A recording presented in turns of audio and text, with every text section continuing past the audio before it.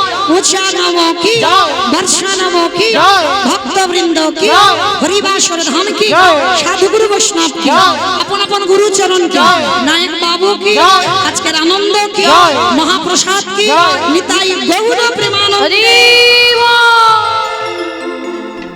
পৌঁছে গেলাম বৃন্দাবন। বৃন্দাবনে গিয়ে আছে আমরা অনেক ভক্তরা শুনেছি ভগবানের 24 জন বন্ধু, আর 24 জন বন্ধুর মধ্যে বাবা 12 জন প্রধান 12 জন উপপ্রধান। আমরা এখানে যত যত ভক্ত আছি আমরা বেশিরভাগ ভক্তরা একটা লীলাই শুনতে অভ্যস্ত, যেটা হচ্ছে বাবা কৃষ্ণ সখা সুদামা। কিন্তু সুদামা তো একা বন্ধু নয়, আরো তো বন্ধু আছে, আরো তো বন্ধু আছে। তাহলে আর যে বন্ধুগুলো তাদের নিয়ে তো আমরা লীলা শুনি না। তো চলেন আজকে আমরা ভগবানের ওই 24 জন বন্ধুর মধ্যে আরো একজন বন্ধুর চরিত্র শ্রবণ করব, যে বন্ধুটার নাম হলো মধুমঙ্গল। আজ আস্বাদন হবে কৃষ্ণ সখা মধুমঙ্গল। যেমন সুদামার চরিত্র জানি, কিন্তু অনেক ভক্ত বাবা মধুমঙ্গলের চরিত্র, তার ভগবানের প্রতি কেমন প্রেম, ভগবানের প্রতি কেমন ভালোবাসা, এগুলো তো জানি না। তো আজকে আমরা সবাই আস্বাদন করব এই ভগবানের বন্ধু মধুমঙ্গলের কথা। চলেন মাইরা, সেই যে ভুলে যাওনি তো আমার দাদা ভাই আপনাদের জন্য একটা মূল্যবান সম্পদ রেখেছে। আর বেশিক্ষণ নয়, আর 1 ঘন্টা পরে আপনাদের বিছানা করে দিয়ে আমি চলে যাব। আর 1 ঘন্টা একটু ধৈর্য ধরে বসবেন, আর কীর্তনের শেষে আমি 2টো প্রশ্নের উত্তর জানবো, তারপরে ছুটি। উত্তর না দিলে কিন্তু আমি ছুটি দেবো না, আমিও যাব না, তোমাদেরও যেতে দেবো না। যাবে না বাবা? আমার বাবা বলছে সারা রাত যাবো না তো আমি। ঠিক আছে, আমিও থাকবো। বলি তুমি যদি থাকতে পারো আমি থাকবো। বেশ, তো চলে আজকে আমরা সবাই প্রবেশ করি লীলায়। দেবর্ষি নারদ, ভালো করে শুনবে মা, আস্তে আস্তে, কোনো কথা হবে না। দেবর্ষি নারদ মনে মনে চিন্তা করলে অনেকদিন মরতে যাইনি, আজ আমি একটু মরতে যাব। আচ্ছা মা, মর্ত কোনটা? উপরেরটা, উপরে। উপরটা নাকি মর্ত? মানে খিচুড়ি স্কুলেও যাই। মর্ত কোনটা? হাট, নিচে নিচে পাতাল। তাহলে যেটাই আছে, যেটা আপনারা বসে আছেন, যেটা আমি দাঁড়িয়ে আছি, এটা হচ্ছে মর্তধাম। তা দেবর্ষি নারদের ইচ্ছা একটু মর্তে যাবে। তা মর্তধামে এসেছে একজন মা, শীতেতে সিঁদুর আছে, হাতে শাঁখা আছে, আলতা পেরে শাড়ি পরে আছে। নারদকে দেখতে পেয়েছে। আরে ও নারদ, এদিকে এসো, এদিকে এসো। আমায় ডাকছিলেন? হ্যাঁ, আমি তোমায় ডেকেছি, এদিকে এসো। আচ্ছা নারদ, তুমি তো সব সময় ভগবানের কাছে থাকো, ভগবানের কীর্তন শোনাও, বিনাতে হরি নাম শোনাও। নারদ, যারা যারা ভগবানকে ডাকে বা ভালোবাসে, সেবা পূজা করে, তাদের অন্তিম সময়ে গতি কি হয়? মর্তধামের মার কথা শুনে নারদ মাথায় হাত দিয়ে বলছে, ও মা, আমি হরিনাম করি, কিন্তু জীবনে আমার এই রকম প্রশ্ন মাথায় আসেনি যে ভগবানকে ডাকলে আমার গতি কি হবে। তো ঠিক আছে মা, তুমি যখন জানতে চেয়েছো আমি বলবো, তুমি একটু বসো, আমার বাবার কাছ থেকে জেনে আসো। নারদের বাবাকে ব্রহ্মলোকে গেছে মর্তধামের মাকে বসিয়ে রেখে, আর মর্তধামের মা বলছে, নারদ তুমি যেন ভুলে যেও না, আমি কিন্তু বসে রইলাম, তুমি কিন্তু আমাকে জানিয়ে যাবে। বলে ঠিক আছে। নারদ মুনি ছুটে গেছে ব্রহ্মলোকে। পিতা, পিতা, এদিকে এসো। নারদ, কি ব্যাপার, আমার ব্রহ্মলোকে আগমন? পিতা, যারা যারা ভগবানকে ডাকে বা ভালোবাসে বা সেবা পূজা করে, তাদের শেষ জীবনের গতিটা কি হয়? শেষ জীবনের গতিটা কি হবে? তার চতুর্মুখী ব্রহ্মা বললেন, নারদ, এ প্রশ্নের উত্তর তো আমার জানা নাই। সে কি, আমি জানি না, আমার বাবা জানে না, তাহলে কে জানে? বলে একজন জানলে জানতে পারে যে গাঁজা ভাং খায়। ও মায়েরা, কে গাঁজা খায় গো? আর তোমাদের গোড়ের হাটে কেউ খায় না? বাবা গাঁজা খাই দেখেছো? আর ঘোড়ের হাটে এত ভক্ত আছে, একজনের নাম মনে পড়লো না। এটা বাবার নামে বদনাম রটেছে, বাবা গাঁজা খায় না। বাবা পরম বৈষ্ণব, আর বাবা পরম বৈষ্ণব হয়ে কোনোদিন গাঁজা খায়? আপনাদের বুদ্ধি বা জ্ঞান কি বলে বাবা গাঁজা খায় বসে বসে? কখনো খায় না। তো আজকে নারদার ব্রহ্মা বাপ্পাটা দুজনে যাচ্ছে শিব ঠাকুরের কাছে। আমার শিবের বাড়ি কোথায়? কৈলাস। বাহ, দেখেছো বাবা, আমি কি গাইবো, আমার থেকে বেশি মুখস্থ। খুব ভালো লাগলো মা, মাঝে মাঝে উত্তর দেবে কেমন। ছোটবেলায় আমার মাও কীর্তনিয়া ছিল, তো কীর্তনে আমার রেখে ঠাকুমার কাছে চলে যেত। আর সারা রাত যখন কাঁদতাম না, তখনকার দিনে আমার মা এইদিকে প্রচুর কীর্তন করতো। হ্যাঁ, প্রতিমা ঘোষ অনেক কীর্তন গেয়েছে, তখন আমি খুব ছোট, মার সঙ্গে আসতাম। তো যখন আমার ঠাকুমার কাছে রেখে আসতো, ঠাকুমা বলতো নাতনি গল্প বলবো, মাঝে মাঝে হু হা দি। ঠাকুমারা বলে না বয়স্ক লোকেরা, তাই এই হু হা দিলে তবে গল্প বলতে বা শুনতে ভালো লাগে। তা আমি সেই ডায়মন্ড হারবার থেকে এসেছি আপনাদের ঘোড়ের হাটে, তা একটু লীলা গাইবো। আর আমি যদি একা একা বলে যাই, এমনি তো রাত হচ্ছে, ঘরে যাবার টানও একটা আছে, ভালো লাগবে? তাহলে সব বসে বসে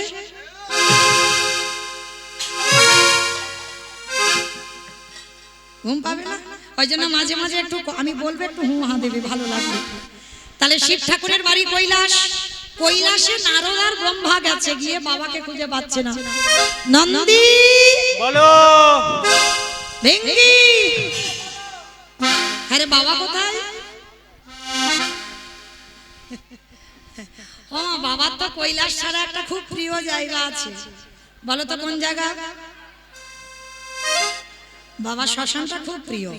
আচ্ছা, আর একটা প্রশ্ন, বাবার বাহনটা কি? ইঁদুর। ইঁদুর বাবার বাহন নাকি ইঁদুর? ষাঁড় মানে বৃষ। এইবার ধ্যানা যোগে দেখছে বাবা কৈলাস ছেড়ে শ্মশান, আর শ্মশানে গিয়ে কি করছে জানো? বাবা ঘুরে বেড়ায় ষাঁড়ের পিঠে, ও বাবা চড়ে বেড়ায় ষাঁড়ের পিঠে। আমার বাবা বুড়ো শিবি গো, বাবা বুড়ো, আমার বাবা বুড়ো শিবি গো, বাবা বুড়ো। বাবা চড়ে বেড়ায় ষাঁড়ের পিঠে, ঘুরে বেড়ায় ষাঁড়ের পিঠে। আমার বাবা বুড়ো শিবি গো, শিবি গো। ওই মন্দিরে রে বাবা বুড়ো শিব, শিব গো মন্দিরে রে বাবা বুড়ো শিব, শিব গো মন্দিরে রে বাবা বুড়ো শিব। আরে শ্মশানে মশানে থাকি ছাই ভাষ্য গায়ে মাখে, শ্মশানে মশানে থাকি ছাই ভাষ্য গায়ে মাখে, শ্মশানে মশানে থাকি ছাই ভাষ্য গায়ে মাখে। শ্মশানে মশানে থাকি ছাই ভাষ্য গায়ে মুখে হরি হরি বলে গো, হরি হরি বলে, মুখে হরি হরি বলে গো, হরি হরি বলে। চড়ে বেড়াই ষাঁড়ের পিঠে, বাবা ঘুরে বেড়াই ষাঁড়ের পিঠে। আমার বাবা বুড়ো শিব গো, শিব গো। ওই মন্দিরে রে বাবা বুড়ো শিব, শিব গো মন্দিরে রে বাবা বুড়ো শিব, শিব গো মন্দিরে বাবা বুড়ো শিব। নারায়ণ নারায়ণ নারায়ণ। হে ভোলেনাথ, বড় দায়ে পড়ে ছুটে এসেছি তোমার শ্মশানে। কি ব্যাপার নারদ? মর্তধামের এক মা জানতে চেয়েছে, যারা যারা ভগবানকে ডাকে, ভালোবাসে, সেবা করে, একাদশী করে, তার শেষ জীবনের গতিটা কি হয়? বাবা ভোলানাথ হেসে বলছে, নারদ, হে প্রশ্নের উত্তর তো আমার জানা নাই। শিখি, আমি জানি না, আমার বাবা জানে না, তুমি জানো না, তাহলে জানে কে? বলে একজন জানলে জানতে পারে, যে নামের নামী। ও বাবা, নামের নামী কে? ভগবান। যার নাম শুনছেন, যার নাম গাইছি, বলে চল।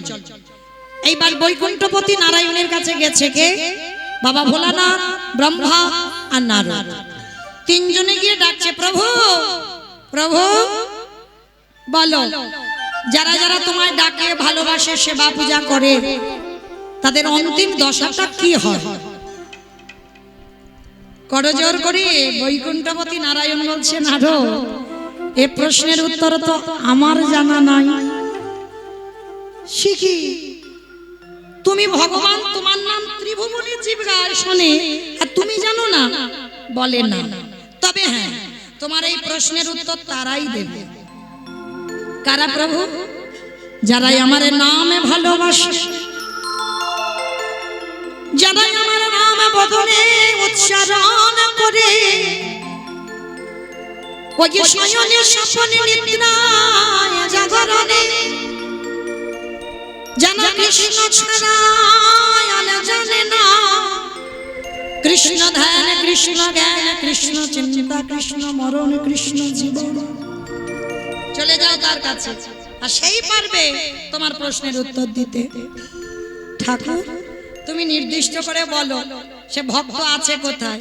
ভগবান বলছে সে ভক্ত আছে মর্তধাম।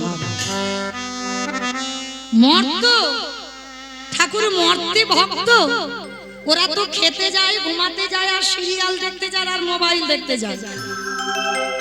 ভগবান হেসে বলল না রো, ওরা খাক, ঘুমাক, টিভি, মোবাইল যাই দেখে, ওর ভিতরে আমার এমন এমন ভক্ত আছে যাদের চরিত্র শুনলে তোমার হৃদয়টা দুলে উঠবে।